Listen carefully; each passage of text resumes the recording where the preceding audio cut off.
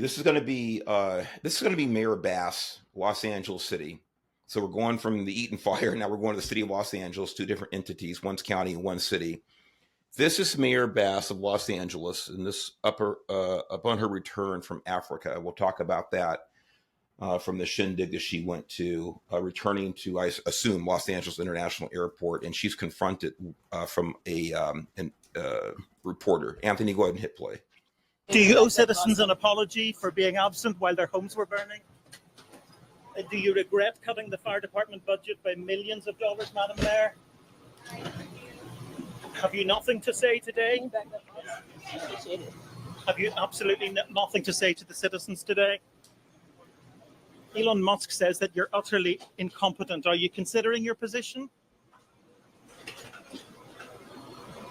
Madam Mayor, have you absolutely nothing to say to the citizens today who are dealing with this disaster?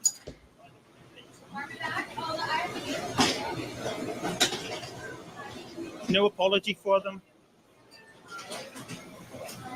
Do you think you should have been visiting Ghana while this was unfolding back home?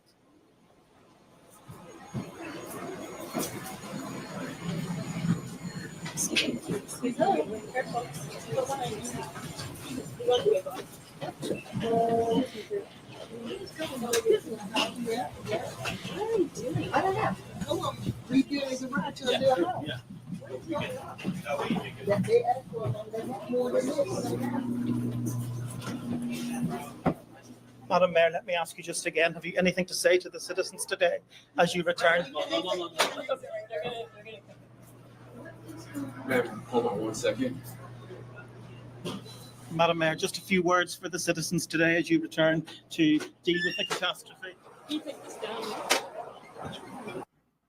As you can see, that's from the New York Post. And Bill, I'm going to clam up, and I'm going to give you first crack at this one. You have to say something, Mark. You know, you have to say something, and I get it. You've been on a plane. You probably aren't too dialed into what's going on, but you can't just ignore the questions, especially since later she claimed she was in the loop and knew exactly, you know, on her flight back, she said she was on the phone constantly talking to the chiefs of police, the fire chiefs. You can't arrive and then not say a thing. It's just not professional. You have to say something and give the people of LA some comfort that you're actually in charge. You're going to be leading the fight. You know what's going on. You have a plan, and it's time to start executing. That's all she really had to do there, and she didn't do it. I simply couldn't agree more, Bill. I mean, that's why I threw my hands up saying this is you nailed it. And I went right to the same thing, that she made such a big deal that she was in communication with authorities in Los Angeles. If you notice something, you know, on the way back, of course, she's surrounded by staff coming off the plane.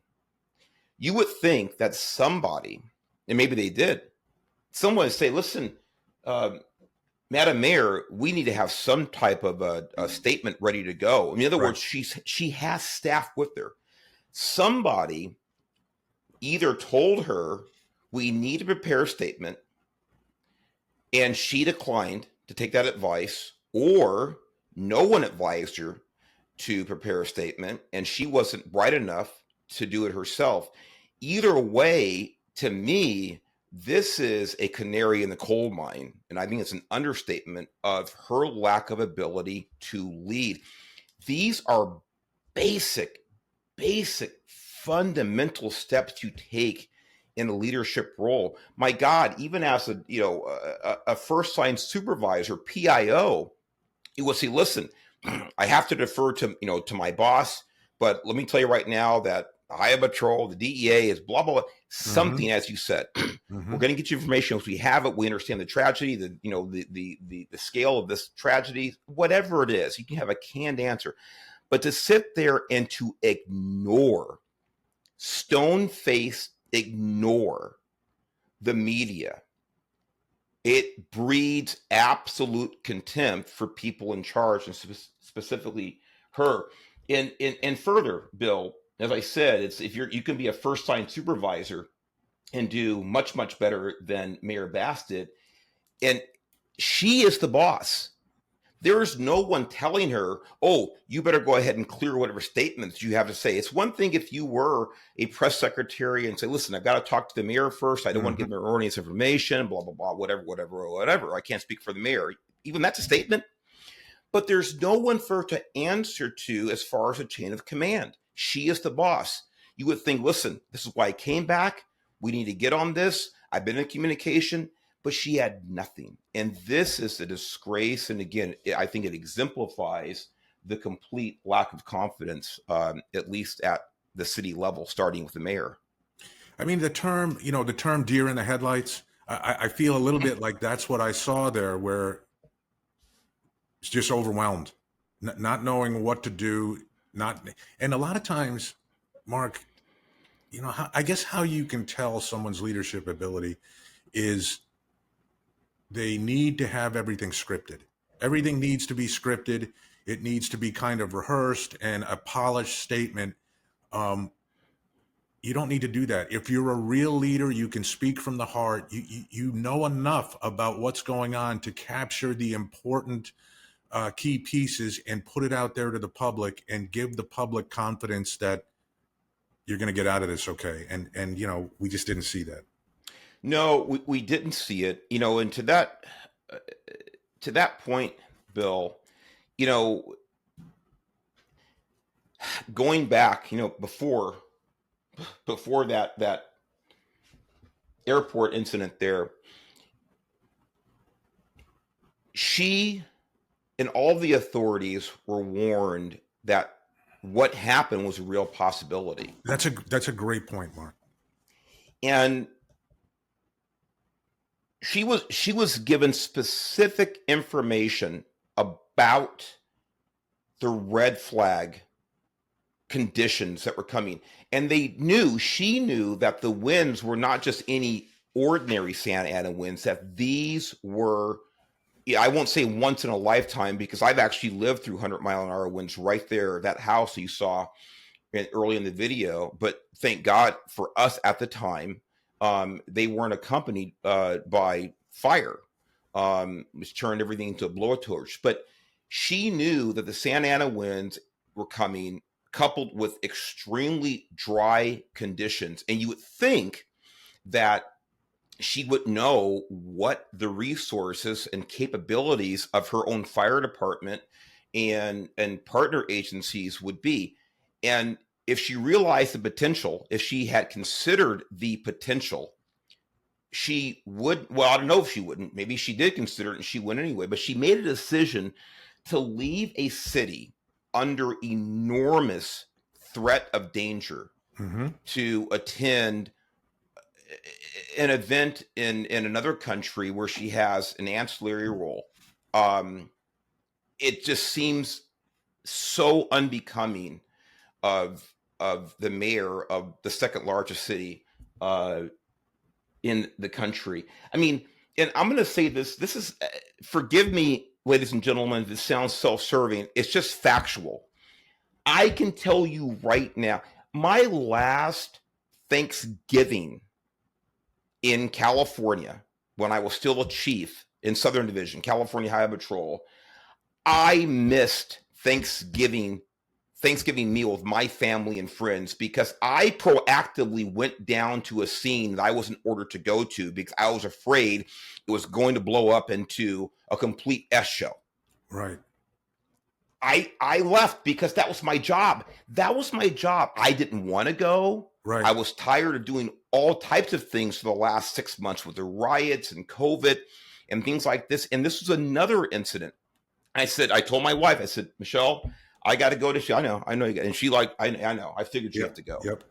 And I got back late. I ate late. They had to wait for me, things like this. But these are things that people in leadership positions should be doing, and they're sworn to do. And she did not do them. Mark, there's any promotion exam that I've ever taken in public service, there's usually a question about delegation.